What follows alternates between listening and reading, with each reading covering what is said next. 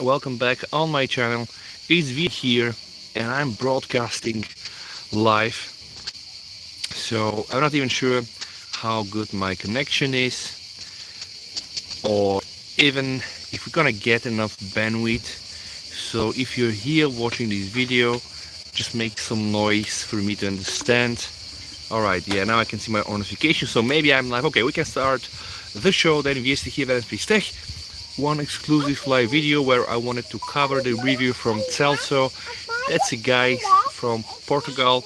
He's an important guy because he's hosting the website, hosting all the Google camera mods. So when Celso has to say something about a phone, even more specifically about a camera, I would say let's listen through, because again, this guy, I think he's into online marketing and etc., but he created the Google Camera Port Hub, and I have enough evidence to believe that he understands some things about taking pictures, and that's why I wanted to go quickly over his review together with you in this live. So OnePlus Nord, my review. He's apparently using two phones. The main one is a 2019 Asus Zenfone. We know it's a mid-high range device with fairly good specs. And okay, an old OnePlus One is a backup secondary device. Just take a hit at that. It's a OnePlus One phone, right? While it still works, it's becoming slower. The battery doesn't last long. I think he's just providing some justification for him to just go over and take a new phone. And he doesn't want to spend a lot of money because he doesn't really play games or do anything special.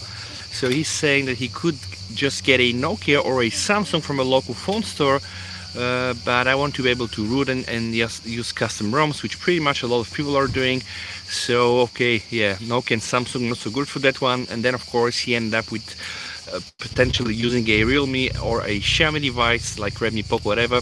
Okay, and after some thinking, he said I reduced my list to two phones. It's the OnePlus Nord and the Google Pixel 4a, but we know the Pixel 4a, I don't think it's still out there, so you cannot really get it, let's say tomorrow, or let's say even this week. I think probably end of August.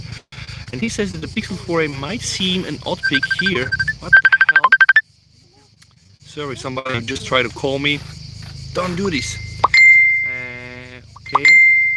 The Pixel 4a might seem an odd pick here, as the Nord has better hardware, but software updates, features and visual camera support makes it an attractive phone to me.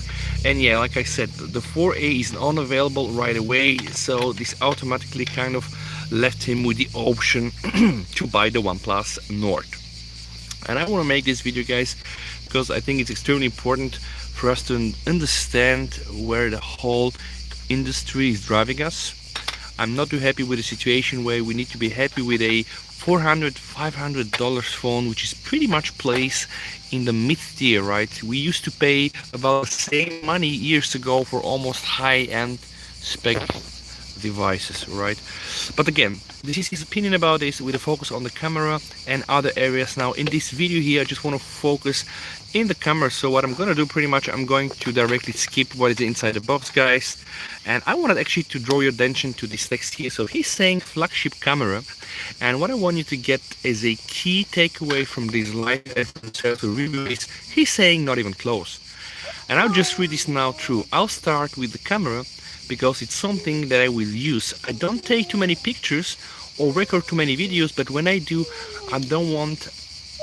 I want to have a good details, dynamic range, etc. Like pretty much what I'm pretty much doing. And also I would also add here 20 cents from me. If you sales would have been able to take the Pixel 4a, you know that Pixels are not very fond of taking videos. So apparently another hit like for the OnePlus. But okay, he'll talk first about the OnePlus own camera, which is what most people will use. And actually this is the stock camera, right? When he says the OnePlus own camera, that's the stock one. So in a few words, okay, the main and the front back facing cameras are capable of taking good pictures, but you might have to take more than one picture to get that one good picture. And you pretty much know in photography it's just about proper timing. I just have a question from Just Aim. Can a Gcam mod change the Nord performance? Just Aim, I will answer the question absolutely yes. As you can see, I'm using my own OnePlus 8 Pro, and I'm using it all with the Google camera, because honestly, yeah, it's even not close to performance compared to the stock. Not in all the areas, but specifically in all the front camera is where really the Google camera kind of makes a lot of difference. But not only, of course, we know it uses the custom Google HDR mechanism. So my answer to you is absolutely, if you have an Android device, you can only benefit when you are using Google camera. Okay, so wide cameras are okay in good light conditions, but subpar in low light, and this it's everything about the wide cameras being not okay. Now we know in these mid-tier phones that they usually just add cameras for the sake of having them. They put a macro camera, they put a wide camera, but they're even not good enough, right?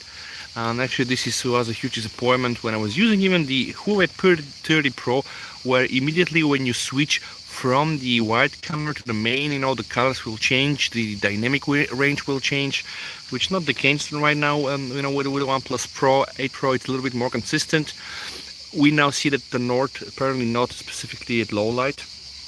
They're not as good as the main cameras, there's more noise, and sometimes aggressive noise reduction makes the picture less detailed.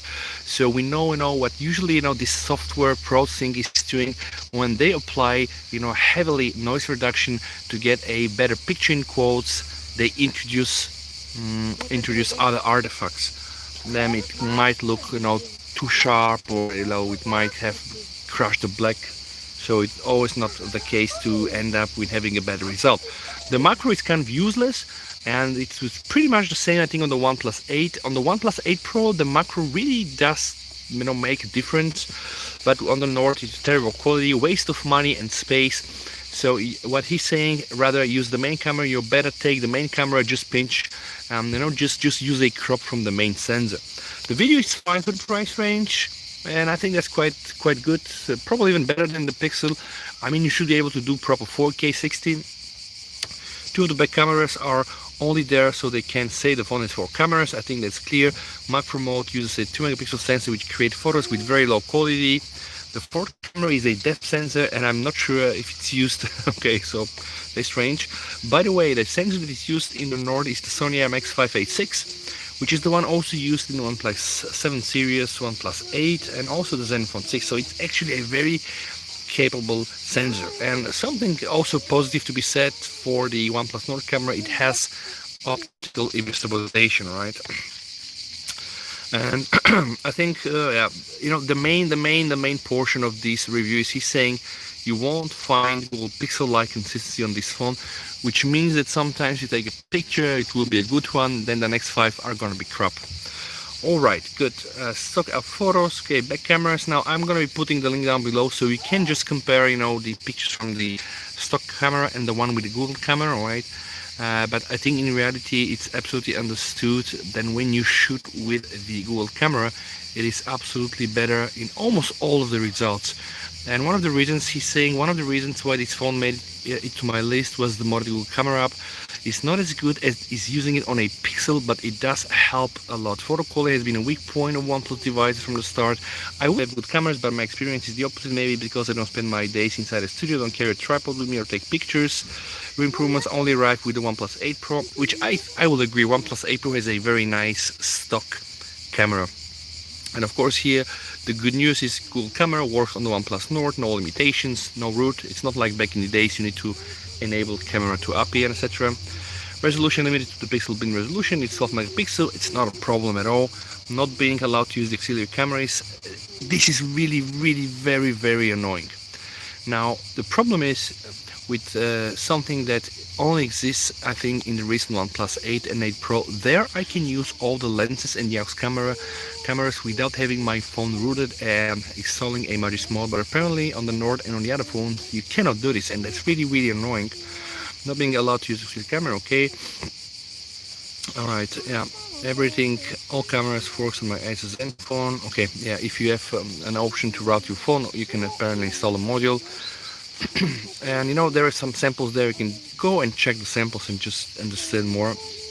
You're just gonna see the difference, between stock and Gcam. Honestly, my opinion is it would only be striking when you shoot at people's faces. Is there where really Google camera absolutely nails it down.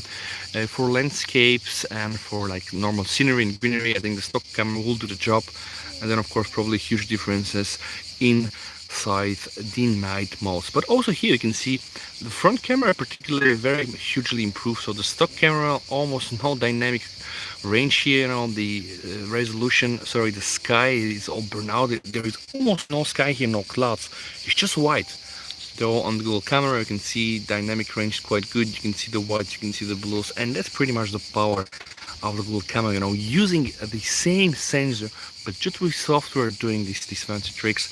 And I think I will leave the link to Celso's review in my video description. Also, something very annoying: the OnePlus phones tend to not play properly with the auto white balance. So you can check if you are using Google camera mode and you set the Google auto white balance to on, it will produce more realistic pictures where the white is white and the blue is blue. And when using the stock Google camera, you might set on mode. It's pretty much, yeah, I think it's obvious. Guys, I really hope that you like this live video. I'm on vacation, so yeah, I'm outside almost in the wild, but bringing you some important information. I really hope you do like the video, and if that's the case, you know what to do. Have a very nice rest of the day. VST, over and bye.